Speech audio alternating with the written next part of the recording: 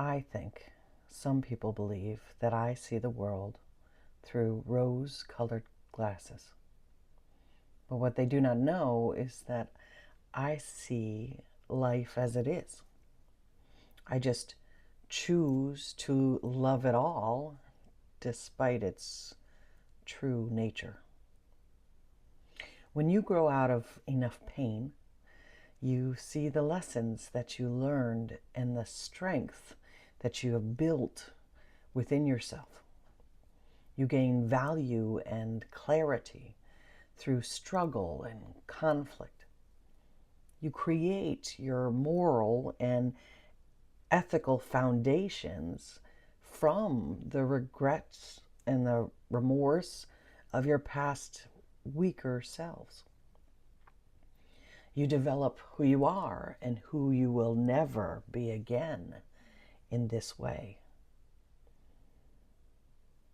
I see the world as a beautiful entity of mysticism and magic, constantly morphing and evolving.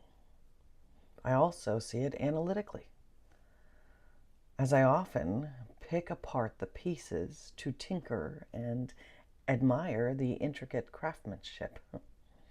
A fascinating study, to be sure. Still, I think that people believe I only see the good in things and the good in people, but I also see the deceit, the pain, and the sorrow. I sense the future heartache, mine and theirs, but would choose not to tear myself from that experience. I view the dark shadows that few escape as a challenge, and I commit myself to walking through them as I see fit. I want to know all that life has to offer, not just the bubbly, giggly, pleasantly fragrant moments.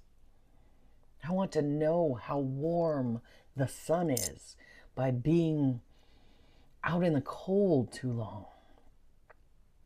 Do not mistake me.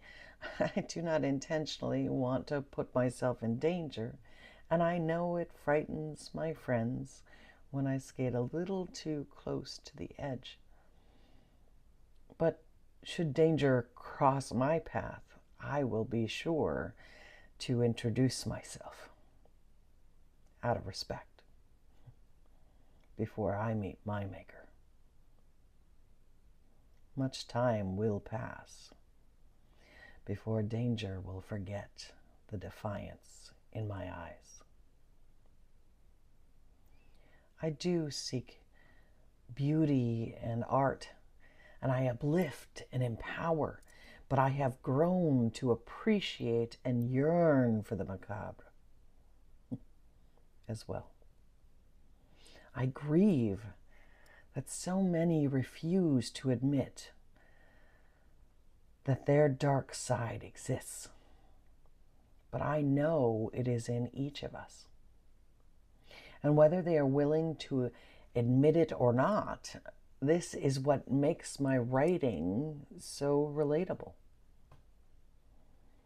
It is certainly not my overwhelming positivity that draws you near, as even I find it rather nauseating at times.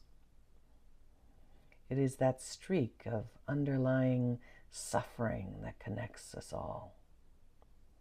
That undertone of what she must have gone through to have ended up this way. I see it in their eyes and hear people say, "There's something not right about her. There's something I just cannot put my finger on." And to wit, I would smile and only reply within my mind's eye, "You are merely seeing what you choose to deny."